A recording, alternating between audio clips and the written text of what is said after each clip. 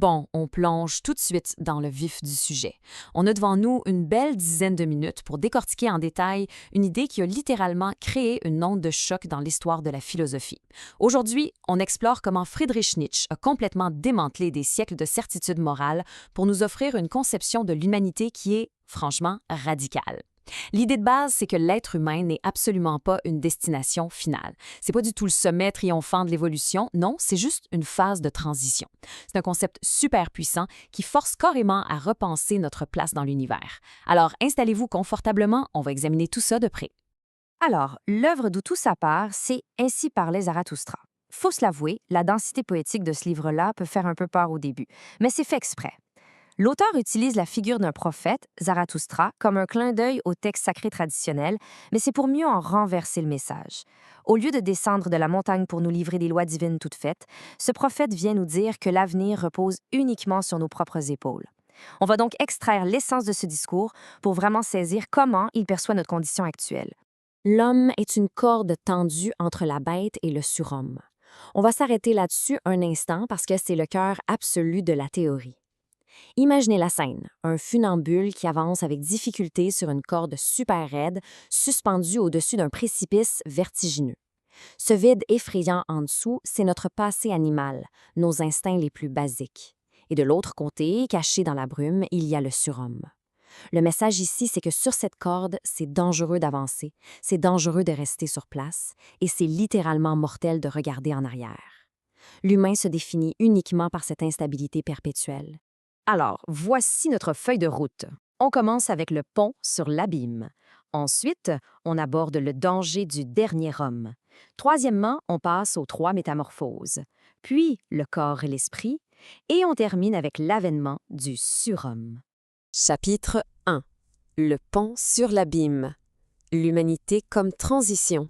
Pour vraiment capter cette notion de transition, le texte pose une question qui fesse. Qu'est le singe pour l'homme? La réponse, une honte douloureuse ou un sujet de moquerie. Et c'est là qu'on réalise la distance évolutive.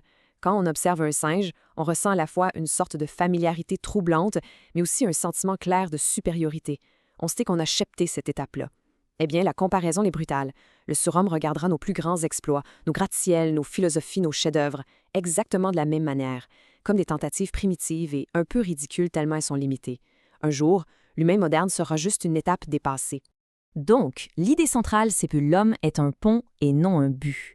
C'est ça la vraie grandeur de l'humanité. C'est d'être une traversée, et même d'accepter son propre déclin. Pour être ce pont, on doit accepter de se sacrifier pour ce qui s'en vient. S'accrocher à notre condition actuelle, comme si c'était le sommet ultime, refuser d'avancer parce qu'on a le vertige, c'est carrément trahir notre propre potentiel. En gros, on ne doit aimer l'humain que pour sa capacité à disparaître au profit de quelque chose de plus grand. Ce qui nous amène à la deuxième partie, le danger du dernier homme, la condition d'échec ultime. Si on refuse de se dépasser, on tombe face à l'avertissement le plus glaçant de cette pensée, le dernier homme. C'est l'échec total. Le dernier homme a perdu toute volonté de grandir. Il veut juste la chaleur, du confort, zéro conflit. Il a son petit plaisir de jour, son petit plaisir de nuit, et il fait bien attention à sa petite fantaisie. C'est quand même fou à quel point ça résonne aujourd'hui, non? Avec notre obsession du confort, notre besoin constant de dopamine facile pour éviter le moindre malaise. Le dernier homme fuit la passion et le danger. Il cligne de l'œil continuellement, convaincu qu'il a inventé le bonheur. C'est le triomphe absolu de la médiocrité. Le contraste ici est vraiment saisissant. D'un bord, la stagnation totale du dernier homme. Lui, quand il regarde l'univers infini, il ramène tout à quelque chose de petit et de rassurant. Il fuit la grande tragédie de la vie. De l'autre bord, le dynamisme sauvage du surhomme. Pour aller vers le surhomme, il faut accepter d'embrasser le chaos, la terreur, l'inconnu. Le surhomme ne fuit pas la souffrance, il s'en sert comme d'un outil pour se transformer. Le danger et l'incertitude sont carrément ses carburants pour créer des nouvelles valeurs. Section 3. Les trois métamorphoses, le mécanisme du changement.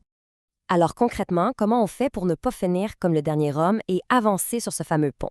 Ça passe par trois grandes étapes psychologiques. Premièrement, on devient un chameau. Le chameau, c'est l'esprit fort qui s'agenouille pour porter les fardeaux les plus lourds de la tradition et de la morale. Son mot d'ordre, c'est « tu dois ». Il bâtit sa force comme ça. Ensuite, il part s'isoler dans le désert et là, bam, il devient un lion. Le lion se rebelle. Son mot d'ordre, c'est « je veux ». Il détruit les anciennes valeurs pour conquérir sa propre liberté. Mais le lion ne peut pas créer. Alors, il faut une dernière transformation, l'enfant. L'enfant, c'est l'innocence, un nouveau commencement. C'est lui qui prononce le oui sacré à l'existence et qui crée vraiment. L'esprit veut maintenant sa propre volonté. Celui qui a perdu le monde veut gagner son propre monde. Cette citation, elle est profonde. L'enfant ne fait pas juste rejeter le passé par rébellion, c'est beaucoup plus grand que ça. Il devient un pur élan créateur. Il affirme sa volonté avec une innocence absolue. Ça veut dire devenir l'artiste de sa propre vie. La liberté n'est plus juste une réaction négative contre une ancienne autorité, c'est une force positive, lumineuse, capable de générer son propre sens à partir d'une page blanche. 4e partie. Le corps et l'esprit. La réalité fondamentale. Bon, ici, on redéfinit complètement ce qu'est le soi, et c'est une sacrée révolution. Oubliez l'âme mystique détachée de la chair. Le soi, c'est le corps physique. Il faut se rappeler que c'était écrit bien avant la psychanalyse. Le texte nous dit que notre petit ego conscient, dont on est si fier, c'est juste un jouet, une petite vague à la surface. Le vrai maître caché, le système doté d'une raison immense, c'est le corps. Notre intellect est carrément au service de l'intelligence implacable de notre biologie. Je suis corps tout entier, et rien autre chose. C'est direct et sans appel. C'est une attaque frontale contre toutes les idées d'arrière-monde. Vous savez, ces paradis ou au-delà idéalisés qui nous font mépriser notre vie physique sur Terre. Croire à un monde parfait ailleurs, c'est en fait une façon lâche de fuir la réalité, de fuir la douleur, les passions et notre côté éphémère.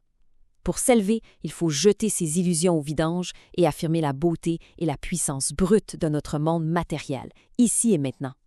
5e et dernière étape, l'avènement du surhomme, l'horizon ultime. Le surhomme est le sens de la Terre. Ça résonne comme l'apothéose du voyage. Qu'est-ce que ça veut dire au fond? Ça veut dire que personne ne va venir nous sauver d'en haut. Le surhomme n'attend pas de récompense dans une autre vie. Il est la justification de la Terre. Par son excellence et sa créativité pure, il donne un sens à toute l'absurdité et à toute la souffrance de l'humanité. C'est notre destinée de nous enraciner totalement et magnifiquement dans la réalité de notre propre planète. Il faut absolument dissiper un malentendu ici. Quand on dit que le surhomme est par-delà le bien et le mal, ça ne veut pas dire qu'il est cruel. Pas du tout. Ça veut dire qu'il dépasse la morale conformiste du troupeau pour créer une éthique supérieure d'affirmation de la vie. C'est un éclair dans la nuit humaine. L'image parfaite pour le décrire, c'est le danseur qui virevolte au-dessus de l'abîme. Pensez à un danseur étoile. Ça demande une discipline de fer, une force brutale, de la douleur, mais le résultat est d'une légèreté et d'une fluidité incroyables. Le surhomme transforme la lourdeur du monde en pure grâce.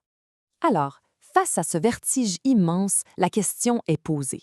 Et c'est pas juste un vieux concept du 19e siècle, c'est un choix hyper actuel. On le vit tous les jours entre la facilité et le courage. Est-ce qu'on va collectivement se vautrer dans les illusions réconfortantes et la tiédeur paralysante du dernier homme, ou est-ce qu'on va oser traverser ce pont redoutable, accepter l'inconfort de notre propre métamorphose et devenir les créateurs de notre propre sens? La corde de l'évolution est toujours tendue sous nos pieds. Le choix entre le vertige et le vide nous appartient complètement.